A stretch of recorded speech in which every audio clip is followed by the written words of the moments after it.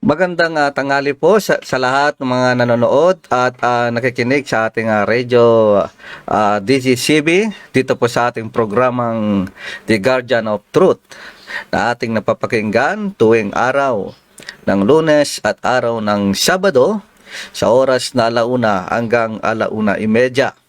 At maraming salamat nga pala kay Manager Cadel sa pagbibigyan niya sa atin ng time slot na naman para sa ating programang ito. And of course, sa lahat ng mga elders po natin, lalong-lalo na dito sa Metro Tuguegarao Church of Christ, sila kapatid na Rodi Gumpad at kapatid na Flor Constantino and Brother Lino Daraway na sila pong mga elders ng kasalukuyan dito sa lokal ng Metro Tuguegarao Church of Christ.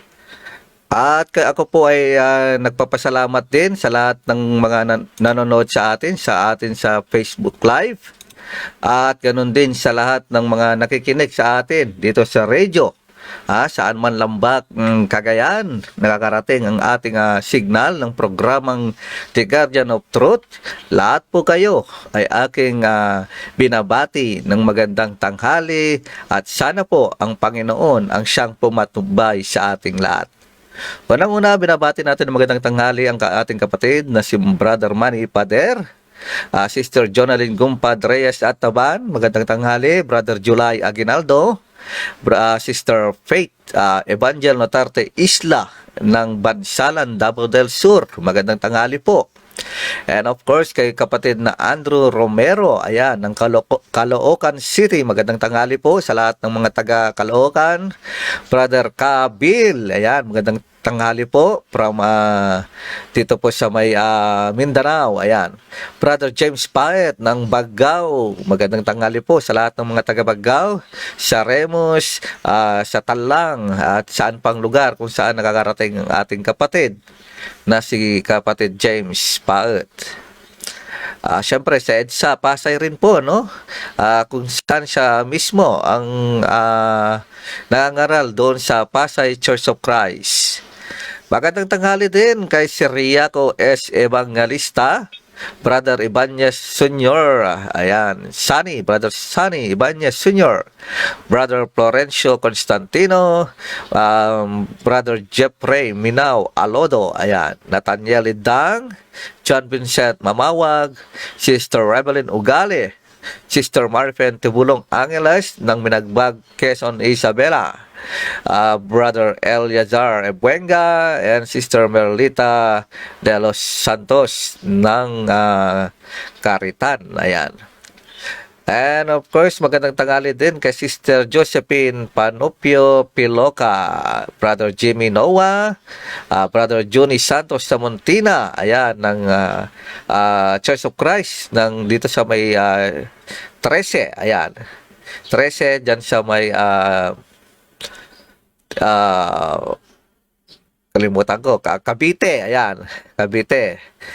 Brother Cornelio Abig, ayan, magandang tanghali, Brother Cornelio Abig. Sister Jaquilo Nicolas Lapitan, kung hindi ako nagkakamali, dito po sa may bandang Magirig, Solana. Okay? So, magandang tanghali po sa inyong lahat. Brother Ryan Adrian Dulatre, Sister Maura Guzman Camayo ng Libago, Church of Christ Enrile, Sister Gabriela Dominguez Leao Feliciano ng Minagbag, pero ito ay nasa ngayon, no? Nasa Manila or sa may Laguna. Okay? Hindi po natin alam. Okay? Brother Victor Sinon, ayan, ng Tumawin, magandang tanghali, Brother Victor, at sa lahat ng mga nasa Di Abra Church of Christ, magandang tanghali po sa inyong lahat at maraming salamat sa mainit inyong pagtanggap sa amin nung kami po ay nagpunta riyan kasama po ang ating kapatid na si Brother Kate Creer and Brother Rodi. Okay, maraming salamat, Brother Victor Sinon, at sa mga taga Di Abra Church of Christ. Ayan, sa Nolasco Pansitaria, magandang tanghali po sa inyong lahat dyan sa may Kalantak. To Sister Merjoy Mabuti, ayan. Magandang tanghali po. Sister Charlene Sanchez, ayan. Sister Janeline Castro Ebojo, Sister Malain, yan po, dito po sa may Minagbag ito. Pero nasa ano siya ngayon, no? Nasa abroad. Sister Helena Figura Naing, magandang tanghali. Sister Jenny Kasigay Azada Tumbali, ayan. Brother Virgilio Correa Paut Jr., ayan, magandang tanghali po. Brother, Ayon Reponte Patao Gima, okay? Brother Raymond Ramirez Welba Jr., Brother Cornelio, and Brother Alan Joy T. Alimpos Tarsona. Okay, magandang tanghali po sa inyong lahat, mga kapatid. At sa mga kapatid ngayon na nanonood, binabati din natin sila ng magandang tanghali. Lahat po sila ngayon na nakantabay sa ating programang ito. Ngayong araw ng Sabado, August 27 ng taong kasalukuyan. Ayan po. Salamat uli sa inyong pakikinig at panonood sa ating programang The Guardian of Truth. Okay? So, binabati din natin ang ating mga kapatid dito sa Tuguegarao. Sila Sister Josephine Lim, ayan, magandang tanghali, Sister Josephine Lim, Sister Pasita Maramag, watching Brad, good PM. Salamat Sis Pasita Maramag. To Sister Maura Guzman Camayo, ayan, good PM din daw, okay? At syempre, yung mga kapatid din natin na nanonood din sa atin sa FB Live, lalong-lalo na dyan sa may Kabala Union, ayan, si Auntie Lilia Domingo. Ayan, magandang tanghali po, Auntie Lilia Domingo. At sana po ay nasa mabuti kayo laging, nasa laging mabuti kayong kalagayan. At syempre sa lahat ng mga taga-La Union, magandang tanghali din po sa inyong lahat diyan, sana po ay okay po kayong lahat. Iwas po tayo lagi. Dahil sa ngayon ay meron pa mga virus, meron pa tayong virus sa ngayon. Lalong-lalo na dito sa Tuguegarao, hindi ko alam kung pataas o pababa na po yung bilang ng mga may virus, okay? At syempre kay Sister Phylline Faith Isla Gumpan, magandang tanghali. At hindi ko alam kung gabi na po sa inyo dyan sa may Bismarck, and Brother Ryan Sanguan, magandang tanghali po sa inyo lahat. Okay, sa lahat na po ng mga kapatid at kaibigan po natin, maubos po yung oras natin kung babatiin po natin lahat. Kayo po lahat, lahat ng nag-aantabay sa ating programa, The Guardian of Truth, dito lamang po sa ating Facebook Live at ganoon din sa atin sa radio station. Magandang tanghali po sa inyong lahat. Sa ating pagpapatuloy, mga kapatid at kaibigan, narito po tayo sa ating pagsagot sa mga katanungan. Ngunit ito po ay pinipm po sa akin at sila po ay nagsasabi kung ano yung mga topic na gusto po nilang malaman. Kung kaya po tayo po ay namimili ng mga topic na kanilang binibigay sa atin sapagkat marami pong mga nagtatanong din sa atin. Okay? So, sa ating pag-aaral sa ngayong tanghali, mga kapatid, ating pag-aaralan ang iglesia na binabanggit ng ating banal na kasulatan o Biblia. At sa ngayon, dahil magkakapareho o halos magkakapareho yung mga katanungan nila, kung kaya gawin na lang natin ganito, walang iglesyang katulad ng iglesia ni Kristo. Ayan po. So, sasaklawin niya na po ang lahat ng mga katanungan na patungkol po sa iglesia ni Kristo. Okay? Yan po yung pag-aaralan natin sa tanghaling ito. Sa ating panimula, mga kapatid, hindi ko tinutukoy ang Iglesia ni Kristo na naitatag noong 1914 ni Felix Manalo. Okay? So wala akong alam diyan, wala akong idea dyan sa Iglesia ni Cristo 1914. Ang alam lang po natin na ito ay itinatag ni Felix Manalo noong 1914. Sa ating pagkakaalam, may nagsabi na kung bakit 1914 ito na itatag, dahilan daw ito ay yung iglesia daw ng ating Panginoong Jesucristo na nasa Biblia ay nagkawatak-watak daw po. Okay? O di kaya ay nawala at bigla na lang lumabas sa 1914 at sa Pilipinas pa ito lumabas. Okay? Yan lang pong pagkakaalam ko, mga kapatid, kaibigan. Okay? Wala po akong sakit ng loob kung aking babanggitin ang mga ibang iglesia, kundi gusto ko lamang pong i-focus yung pag-aaral natin doon sa Iglesia ni Cristo na aking sinasabi ngayon na ang ating pag-aaralan ay yung Iglesia ni Cristo na mababasa sa Biblia at hindi yung Iglesia ni Cristo na lumabas ng 1914 na sinasabi ni Felix Manalo. Okay?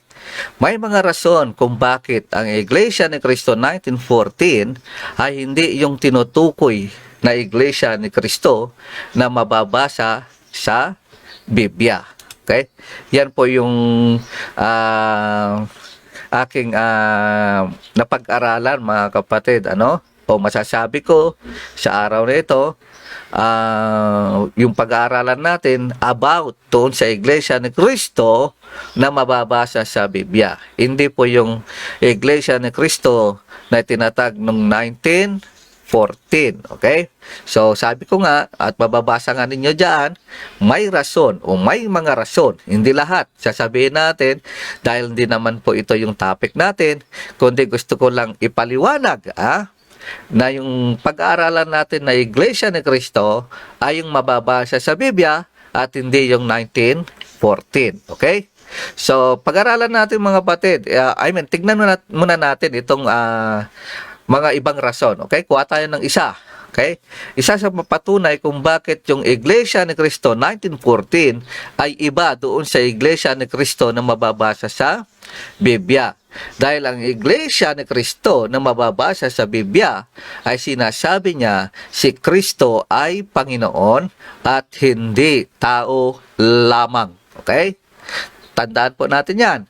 Si Kristo ay Panginoon at hindi tao lamang. Yan ang sinasabi ng Iglesia ni Cristo na mababasa sa Biblia. Ngunit ang sabi ng Iglesia ni Cristo 1914, si Kristo ay tao lamang. Okay? So, malaking pagkakaiba yan, mga kapatid. Kaya, masasabi natin na ang Iglesia ni Cristo na mababasa sa Biblia ay iba doon sa Iglesia ni Cristo na tinatag sa 1914. Okay? So, focus po tayo sa Iglesia ni Cristo na mababasa sa banal na aklat. Okay? Sa Colossus chapter 2 verse 9, Libro ni Juan, chapter 1, verse 1 and verse 14.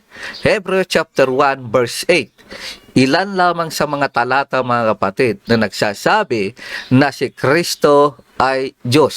Okay? Si Kristo ay Diyos. Diyan sa Hebrew chapter 1, verse 8, ito yung sinabi ng Diyos Ama sa Diyos Anak. Sabi niya, ang iyong luklukan o Diyos ay magpakailanman at ang sentro ng katuwiran ay siyang sentro ng iyong kaharian. Sino nagsasalita dyan, mga kapatid? Ang Diyos Ama. Sino yung sinabihan niyang Diyos? Yung kanyang anak. Okay? Anong sabi niya sa Diyos Anak? O Diyos, ang iyong luklukan, O Diyos. Okay? Isa lamang po yan, gaya ng sinabi ko kanina, na nagpapatunay na si Kristo ay Diyos. Okay? And then sa John chapter 1, meron sinasabi doon, mga kapatid, na berbo. Okay? John chapter 1 verse 1. Nang pasimula, siya ang berbo. At ang berbo ay suma sa Diyos. At ang berbo ay Diyos. At tayo po ay tatalon sa verse 14. At nagkatawang tao ang berbo. Okay? Sino nagkatawang tao? Ang berbo. Ano yung berbo doon sa John chapter 1 verse 1? Diyos. Sumasa Diyos, ang berbo ay Diyos. Kung ang berbo na yan ay Diyos at nagkatawang tao, sino yung nagkatawang tao? Okay? Walang iba kundi si Kristo. Kaya isa lamang mga kapatid, nagpapatunay na si Kristo ay Diyos. Yan yung mga aral ng Iglesia ni Kristo na mababasa sa Biblia. Pero may magpapansin tayo rito mga kapatid sa Filipos chapter 2 from verse 5 hanggang verse 8. Dito natin makikita yung si Kristo ay kanyang hinubad. Anong hinubad niya? Yung kanyang pagka-Diyos. Sa verse 7 yun. Babasahin natin. Filipos 2 verse 7. Kundi bagkus hinubad niya ito at nag-anyong alipin. Ano yung hinubad niya? Nasa verse 6. Okay, basahin natin. Verse 6. Filipos 2:6. Na siya bagamat nasa anyong Diyos. Sino yung nasa anyong Diyos? Nasa verse 5. Filipos 2 verse 5. Urong tayo. Anong sabi sa verse 5? Magkaroon kayo sa inyo ng pag-iisip na ito'y na kay Kristo Jesus din naman. Okay? Sino yung binanggit na tao doon? Kristo Jesus. Ngayon, anong sabi niya? Kay Kristo Jesus sa verse 6. Bagamat nasaan yung Diyos. Sino yung nasaan yung Diyos? Si Kristo. Okay? Then sa verse 7, hinubad ni Kristo ang kanyang pagka-Diyos. Para ano? Para mag-anyong alipin at nakitulad sa mga tao. Hindi niya tinanggal o hindi siya tao lamang mga kapatid. Yan ang ibig sabihin niyan. Na siya ay Diyos nung una, ngunit hinubad niya ito para makipagsalamuha sa mga tao. Maging anyong alipin siya, nakitulad siya sa mga tao. Siyempre, may paraan o plano ang Diyos mga kapatid kung paano niya kausapin ang tao. Okay? Huwag natin siyang turuan na kung siya ay Diyos, dapat bumaba siya na may mga anghel. Hindi ganun. Hindi ganon mag-isip ang Diyos mga kapatid at kaibigan, okay? Siya ay bumaba, nag-anyong alipin, hinubad niya ang kanyang pagka-Diyos, okay? Yan yung mga sinasabi ng mga talata na kuminsan mahirap nating maintindihan dahil siguro ayaw naman nating intindihin. Napakalinaw mga kapatid, si Kristo ay Diyos at inubad niya ang kanyang pagka-Diyos nang makatulad siya sa tao. Yan yung tinatawag nating mga hiwaga ng kabanalan. Sa 1 Timothy chapter 3 sa verse 16. At marami pang ibang talata na nagsasabi si Kristo ay Diyos. Okay? So, iwan na po natin yan mga kapatid at kaibigan. Ang ibig kong sabihin, hindi yan ang pag-aaralan natin. Kundi ang pag-aaralan natin, yung Iglesia ni Kristo na mababasa sa Biblia. Number 2, ayon sa ating panimula, ayon sa aklat ng Proverbio, chapter 3 sa verse 13 hanggang 15.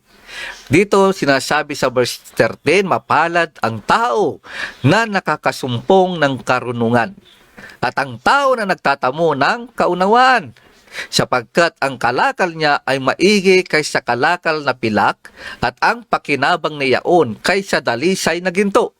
Mahalaga nga kaysa mga ruby at wala sa mga bagay na mananasamo sa maiyahan halin tulad sa kanya. Okay? So, paano natin pag-aralan ito mga kapatid? Ano yung punto nito? Dito sa verse 13 mga kapatid, yung tao na makasumpong ng karunungan at nagtatamo ng kaunawaan doon sa nasumpungan niyang karunungan, sabi dyan sa verse 13, mapalad ang taong yan. Ang dahilan, nasa verse 14, sapagkat yung ginawa ng taong yan ay napakahalaga. Mahalaga man ang ginto, pero ang sabi niya, mas mahalaga yung natamo niyang kaunawaan doon sa nasumpungan niyang karunungan. Okay? Dahil yung nasumpungan niyang karunungan at natamo niyang kaunawaan, sa verse 15, walang maihahalin tulad. Okay? Walang kaparehas. Okay? So, napakapalad ng taong yon. Yun yung ibig niyang sabihin, mga kapatid. At gaya naman ng nabasa natin, mga kapatid, yan naman ang sasabihin ko sa inyo. Yung iglesia na itinatag ni Kristo, iglesia na mababasa natin sa Biblia, ay walang katulad. Yan ang gusto kong pag-aralan natin, mga kapatid at kaibigan. Okay? Kung kaya, pangatlo, pag-usapan natin ang Iglesia ni Kristo na binabanggit sa banal na kasulatan na walang maihahalin tulad sa Kanya. Dito natin malalaman, mga kapatid, kung ano ang meron sa Iglesia ni Kristo na wala sa mga ibang iglesia na ating naririnig, nakikita hanggang ngayon. Okay? Sa pang-apat, mga kapatid, sa ating panimula at gamitin natin ang ating Biblia sa pagsasaliksik sapagkat narito na lahat ang kasagutan ng ating mga itatanong. Siyempre, ang pag-uusapan natin, Iglesia ni Kristo na mababasa sa Biblia, ang sagot natin, mga kapatid, nandun na lahat sa banal na kasulatan. Okay? Dahil dyan sinasabi sa verse 16, ang lahat ng mga kasulatan na kinasihan ng Diyos ay mapapakinabangan din naman sa pagtuturo, sa pagsansala, sa pagsaway, sa ikatututo na nasa katuwiran, upang ang tao ng Diyos ay maging sakdal, tinuruang lubos sa lahat ng mga gawaing mabuti. Okay? Ang kasagutan, mga kapatid, ng magiging katanungan natin patungkol sa Iglesia ni Kristo, wala dun sa pinag-aralan ng tao. Nandito lahat ang kasagutan sa banal na aklat ng ating Panginoon. Okay? So anong sagot niya rito, mga kapatid, sa ating gustong tanungin? Walang iglesyang katulad ng Iglesia ni Kristo dahil sapagkat ito ay kanyang ipinangako at itinatag. Walang kahintulad, walang kapareho daw yung Iglesia ni Kristo. Bakit? Anong sabi ng Biblia? Sa Matthew 16:18. Dito makikita natin na ang Panginoong Jesucristo ay kanyang ipinangako na kanyang itatayo ang kanyang iglesia. Okay? Basahin natin. Ano yung talata? At sinasabi ko naman sa iyo na ikaw ay Pedro, at sa ibabaw ng batong ito ay itatayo ko ang aking iglesia, at ang mga pintuan ng Hades ay hindi magsisipanig laban sa kanya. Okay? Isa-isahin po natin. Ano yung batong ito na sinasabi niya? Ito yung katotohanan, yung sinabi na ako ang Kristo, ang anak na Diyos na buhay. Ayon sa verse 16. Okay? Ang binabasa po natin, Matthew 16, verse 18. Okay? Ngayon, yung katotohanan na sinabi ni Apostol Pedro na si Kristo ang anak ng Diyos na buhay, nasa verse 16. Sa katotohanan sinabi ni Pedro na si Kristo ang anak ng Diyos na buhay, sa Matthew 16:16, ay itatayo ni Kristo ang kanyang iglesia. Dahil sinabi ni Pedro, ikaw yung anak ng Diyos, ikaw si Kristo ng anak ng Diyos na buhay. Dahil sa sinabi mo, Pedro, sabi niya, itatayo ko ang aking iglesia. Okay? Siya yung nagtatag, mga kapatid, ng kanyang iglesia. Dahil sinabi niya mismo, aking iglesia. Anong ibig sabihin? Singular. Okay? Nag-iisang iglesia. Ano ba? Nag-iisa lang ang kanyang itinatag, at ang iglesyang iyan ay hindi nagbabago kada taon o 100 taon, kundi ganun pa rin hanggang sa tunawin ng apoy ang lahat. Ano ibig sabihin? Ang iglesia na itinatag ng ating Panginoong Jesucristo, mga kapatid, hindi nagbabago mula ng itinatag hanggang ngayon. Nag-iisang iglesia at hindi nag-iiba-iba ang mga aral. Nag-iisang iglesia at hindi nag-update dahil wala na siyang dapat pang i-update. Naibigay na ang kautusan, kaya sundin na lang natin ang mga ito, anuman yung mababasa natin sa aklat na ito, sa Bibyang ito, at hindi yon ating baguhin o dagdagan o bawasan. Dahil kung bawasan mo, dagdagan mo, ibahin mo, i-update mo, nako, mag-iiba na yung iglesia ng Panginoon, mga kapatid. Dahil doon lamang sa salita ng Panginoon, sinabi niya kung ano ang iglesia ng Panginoon. Nandun na yung kautusan. Baguhin mo yan, mag-iiba na yan, mga kapatid. Okay? Huwag nating ibahin. Ano pa? Yung Hades na binabanggit, mga kapatid, ito yung lugar kung saan dito dinadala ng Panginoon ang mga kaluluwa ng mga pumanaw na. Okay? Ito may 2 kwarto, yung Hades. Ang una ay tinatawag na sinapupunan ni Abraham o Abraham Blossom, at ang ikalawa ay yung lugar ng pagdurusa. Hindi lugar ng pagdurusa, mga kapatid. Saan makikita yan? Lucas 16, verse 23 hanggang verse 24. Okay? Hades yan, kapatid, kaibigan. Okay? Sa Hades, may 2 lugar. Abraham, sinapupunan ni Abraham, at yung lugar ng pagdurusa. Okay? Yang Hades na yan, nung sinasabi niya, mula sa verse 25 hanggang verse 26, ay dahil may tinatawag na sinapupunan ni Abraham, ay hindi ka makakalipat. Kung nandun ka, kapatid, doon ka napunta. Yung kaluluwa ni ganito, napunta sa sinapupunan ni Abraham. Hindi siya pwedeng lumipat. At yung kaluluwa naman ni ganito ay napunta sa lugar ng pagdurusa, hindi siya pwedeng lumipat. Yun ang sinasabi sa aklat, Lucas 16, verse 25. Okay? So, vice versa din. Pareho. Kung nandun ka na sa sinapupunan ni Abraham, at gusto mo pumunta sa lugar ng pagdurusa, hindi pwede. Kahit gusto mo pumunta, hindi pwede. Okay? Hindi pwede. Yan ang meron dun sa Hades. At bukod pa dito, may malaking banging nakalagay sa pagitan. Na ibig sabihin, mga kapatid, hindi natin alam kung gaano kalalim, gaano kalawak. So, ang malinaw lang dyan, kung nandito ka sa sinapupunan ni Abraham at gusto mong tumawid doon sa lugar ng pagdurusa, hindi pwede. Okay? Yan yung sinasabi dyan, patungkol sa Hades. Ang Hades ay maaaring nakasaad na ang kapalaran ng pupuntahan ng bawat kaluluwa at napaka-imposibleng dayain sa makatuwid. Wala ka nang magagawa kung nasa Hades ka na, kundi mag-antay ka na lang na matapos ang lahat ng plano ng Diyos sa tao. Ibig sabihin, antayin mo na yung araw ng pag-uwom. Hindi magsisipag naig laban sa Kanya. Means, ibig sabihin, ang iglesia ng Panginoon na Kanyang itatayo ay hindi mawawasak ng sinuman, hindi mabubuwal, hindi mapapatay. Ang iglesia ng Panginoon ay nakatayo hanggang darating ang araw ng paghukom. Yung sinabi nila ng iglesia ng Panginoon ay nawala na, nako, hindi totoo yan, mga kapatid. Dahil dito pa lang sa Matthew 16:18, noong ipinangako ng ating Panginoong Jesucristo na Kanyang itatayo ang Kanyang iglesia, sabi niya rito, ng pintuan ng Hades ay hindi magsisipagnaig laban sa Kanya. Ibig sabihin, yung iglesia ng Panginoon na Kanyang itatayo ay hindi mabubuwal, hindi mapapatay, hindi mawawasak. Ito ay nakatayo hanggang darating ang araw ng paghukom. Pangalawa, mga kapatid, walang iglesyang katulad ng iglesia ni Kristo sapagkat ito ay Kanyang binili sa pamamagitan ng Kanyang dugo.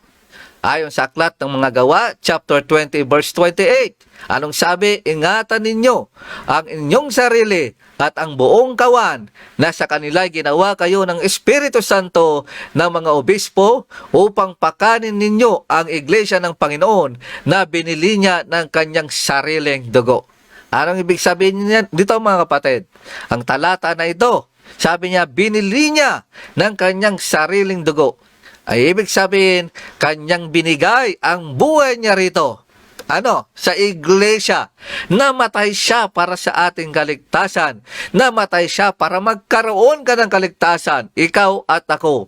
Ang dugo niya ang siyang humugas sa ating mga kasalanan. Ang Kanyang dugo, ang katangi-tanging nag-iisang kailangan para ang kasalanan ng mundo ay matakpan, mga kapatid. Okay? Kailangan natin ang dugo ng ating Panginoon. Walang iglesyang katulad ng iglesia ni Kristo sapagkat ito ay kanyang katawan. Sa Efesos chapter 1 verse 22 hanggang 23. May sinabi rito, mga kapatid, na ang iglesia na siyang katawan niya, ibig sabihin, ang iglesia ni Kristo at katawan ni Kristo ay iisa.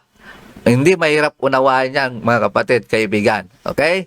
So, nag-iisa lang ang iglesia ng ating Panginoon. Nag-iisa lang ang katawan ng ating Panginoon. Pangapat, walang iglesyang katulad ng iglesia ni Kristo sapagkat ito ay kanyang pinamumunuhan. Ibig sabihin, siya yung leader, siya yung nagtatag, siya ang ulo ng iglesia o ang ulo ng katawan. Ayon sa Colossus chapter 1 verse 18. Sinabi doon, at siya ang ulo ng katawan sa makatuwid bagay ng iglesia. Ano ibig sabihin? Si Kristo ang panggagalingan ng lahat ng kautusan. Si Kristo ang siyang namumuno sa iglesia. Siya ang magsasabi kung meron siyang papalitan o wala sa kanyang mga kautusan. Okay? Yan ang sinasabi dyan, mga kapatid. Unang-una, si Kristo ang ulo ng katawan, ang ulo ng kanyang iglesia. Panglima, walang iglesyang katulad ng iglesia ng Kristo sapagkat ito ay maluwalhating iglesia. Ephesians chapter 5 verse 27. Okay? Ang iglesyang maluwalhati, sinabi niya rito, walang dungis, walang kulubot, o anumang kapintasan, kundi ito ay banal at walang kapintasan. Ibig sabihin, gaya ng sinasabi ng talata, huwag itong dungisan o kulubutin sapagkat ito ay banal at walang kapintasan. Yun na, pabalik-balik, di ba? Bakit natin iibahin? Pang-anim, mga kapatid, walang iglesyang katulad ng iglesia ng Kristo sapagkat ito ay ililigtas si Kristo. Alin? Ang kanyang iglesia. Ilang iglesia? Iisa lang. Ephesians 5:23. Ilan ang ililigtas niya? Wala nakalagay dyan. Pero malinaw sa atin, nakita kanina na ibang talata na nabasa, isa lang yung iglesyang yun. Isa ang kanyang itinayo. Isa ang kanyang itinatag. Na ang iglesyang yan, iglesia ni Kristo na yan, ay kanyang ililigtas. Kailan? Pagdating ng araw ng paghukom. Okay? Yan ay bibigay niya sa kanyang ama. Ito yung pang-7. Okay? Walang iglesyang katulad ng iglesia ng Kristo sapagkat ito ay isusuko niya ito sa Ama sa huling araw. Okay? Ito yung araw ng paghukom ng ating Diyos Ama. Okay? So, yan, mga kapatid, yung ating makikita kung bakit walang iglesyang katulad ng iglesia ni Kristo. Sa ating pagtatapos, 7 kadahilanan, kaibigan, ng iglesia ni Kristo ay nag-iisa lamang at inuutosan kang hanapin mo ito at sampalatayan mo ito. Ikalawa, dinggin ang imbitasyon ni Kristo upang makasama sa katawan na kanyang ibibigay sa Ama. Marcos 16:16. At pangatlo, walang kahintulad ang tunay na iglesia ni Kristo na mababasa sa Biblia. Okay? Kung nakuha niyo yung mensahe, mga kapatid at kaibigan, maraming salamat. Okay? Dahil ilang beses natin sinabi yung mga points o mensahe na dapat nating malaman. Okay? So, wala na po tayong oras, mga kapatid at kaibigan. Ako po ay muling nagpapasalamat muli sa inyo. Sa ngalan po ng ating buting manager Cadel ng DCCB at ang kanyang mga buting staff, ang ating mga elders ng Metro Tuguegarao Church of Christ, Brother Rodi Gumpad, Brother Flor Constantino, and Brother Lino Daraway, at ang inyong nakasama ng 30 minuto sa tanghaling ito, Brother J.R. Gumpad, nag-iiwan po ng magandang tanghali po sa ating lahat. Maraming salamat po and God bless.